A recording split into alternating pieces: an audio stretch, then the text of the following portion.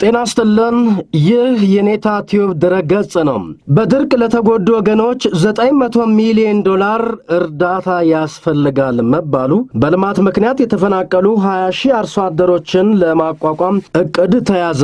አምነስቲ ኢንተርናሽናል መንግስትን ወቀሰ። ከዚህም በተጨማሪ ደግሞ የጋምቢያው ፕሬዝዳንት ከተባበሩት መንግስታት ተወካይ ማስጠንቀቂያ ደረሳቸው የሚሉት አበይት ዜናዎቻችን ናቸው። ዜናውን ተሻገር ጣሰው አስደምጣችኋለሁ።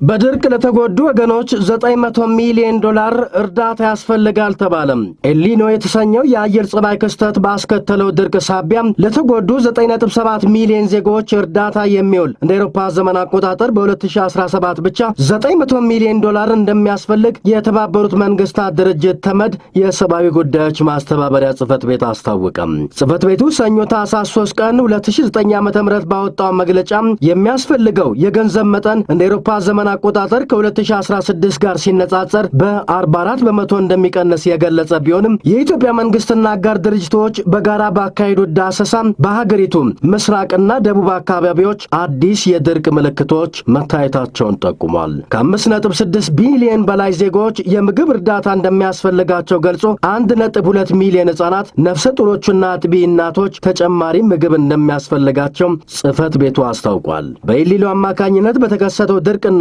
በተጓዳኝ በተከሰተው የተጠናከረ ጎርፍ በበሽታዎችና በተቋረጡ መሰረታዊ አገልግሎቶች ሳቢያ 9.7 ሚሊዮን ያህል ዜጎች ህይወት መቃወሱ ተገልጿል። ከ9.2 ሚሊዮን በላይ ዜጎች ንጹህ የመጠጥ ውሃ እንደማያገኙ፣ 2.4 ሚሊዮን ቤተሰቦች ለከብቶቻቸው የመኖና የጤና ድጋፍ እንደሚፈልጉ ተገምቷል። እንደ አውሮፓ ዘመን አቆጣጠር በ2017 ብቻ 300 ሺህ ያህል ህጻናት የከፋ የተመጣጠነ ምግብ እጥረት እንደሚገጥማቸው አጋር ድርጅቶች መተንበያቸውን ጽህፈት ቤቱ አስታውቋል።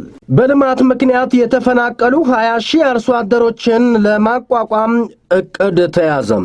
በተያዘው በጀት ዓመት በልማት ምክንያት ለዘመናት ከነበሩበት ቀዬ ተፈናቅለው ለችግር የተዳረጉ 20 ሺህ አርሶ አደሮች በድጋሚ እንደሚቋቋሙ የአዲስ አበባ ከተማ አስተዳደር አስታወቀም። የአዲስ አበባ ከተማ የልማት ተነሺ አርሶ አደሮች መልሶ ማቋቋም ፕሮጀክት ጽህፈት ቤት ኃላፊ አቶ አብዱረዛቅ ያሲን ሰኞ ታህሳስ 3 ቀን 2009 ዓ.ም በሰጡት ጋዜጣዊ መግለጫ በልማት ምክንያት የተነሱ አርሶ አደሮችን ለማቋቋም 5 ፕሮጀክቶች ተቀርጸዋል። በፕሮጀክቶቹ ላይ ከአርሶ አደሮቹ ጋር በቅርቡ ውይይት ይደረጋል ሲሉ አቶ አብዱረዛቅ ገልጸዋል። ፕሮጀክት ጽህፈት ቤቱ 4 ቅርንጫፎች ያሉ ሲሆን እነሱም ቦሌ፣ የካ፣ አቃቂ ቃሊቲ ራሱን የቻለ ፕሮጀክት ጽህፈት ቤት የሚኖራቸው ሲሆን እንዲሁም ንፋስ ስልክ ላፍቶና ኮልፌ ቀራኒዮ ክፍለ ከተሞች 1 ቅርንጫፍ ጽህፈት ቤት ይከፈትላቸዋል። ፕሮጀክት ጽህፈት ቤቱ እንደ አስፈላጊነቱ የሚራዘም የጊዜ ገደብ ቢኖረውም በ5 ዓመት ጊዜ ውስጥ የተሰጠውን ኃላፊነት ይፈጽማል ተብሎ እቅድ ተይዟል። አቶ አብዱረዛቅ እንደተናገሩት በመጀመሪያው ዙር 20 ሺህ አርሶ አደሮችን የማቋቋም እቅድ ተይዟል። በቀጣይ ዓመታትም ሌሎች ለችግር የተጋለጡ ተነሺ አርሶ አደሮች እንዲቋቋሙ የሚደረግ መሆኑን ከዚህም በኋላ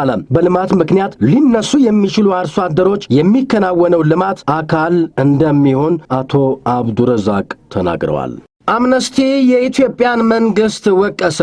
የኢትዮጵያ መንግስት ሆን ብሎና በህገወጥ በሆነ መንገድ ማህበራዊ መገናኛ ዘዴዎችና ዜና አቅራቢ ድረገጾችን ዘግቷል ሲል ዓለም አቀፍ የሰብአዊ መብት ተሟጋች ድርጅት አምነስቲ ኢንተርናሽናል ወቀሰ።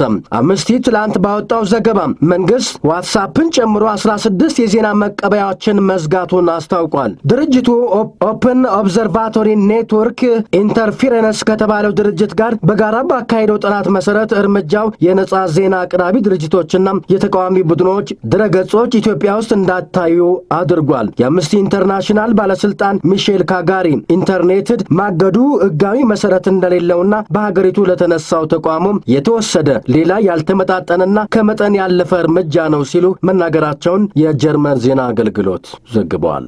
የጋምቢያው ፕሬዝዳንት ከተባበሩት መንግስታት ድርጅት ተወካይ ማስጠንቀቂያ ደረሳቸው።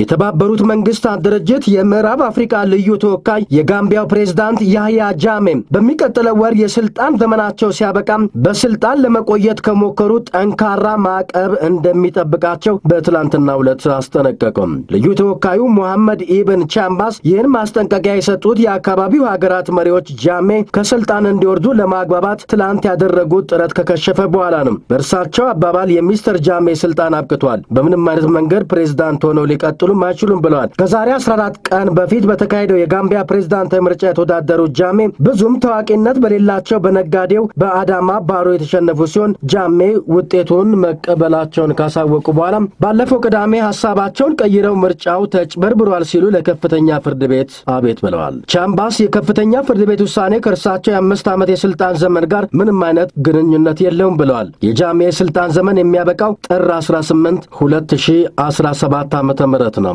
የምዕራብ አፍሪካ መሪዎች ሽምግልና ከከሸፈ በኋላ ምናልባት ወታደራዊ ጣልቃ ገብነት አማራጭ እርምጃ የሆነ እንደሆነ ሲጠይቁ ቻምባስ ሊያስፈልግ ይችላል ብለዋል። በእስራኤል ኤምባሲ ላይ ጥቃት ሊፈጽሙ ነበር ተብለው የተጠረጠሩ 2 ኢራናውያን ከሀገር እንዲባረሩ ተባለ። በኬንያ ፍርድ ቤት ናይሮቢ በሚገኘው የእስራኤል ኤምባሲ ላይ ጥቃት ለመጣል በማሴር የተጠረጠሩ 2 ኢራናውያን ከሀገር እንዲባረሩ አዘዘም።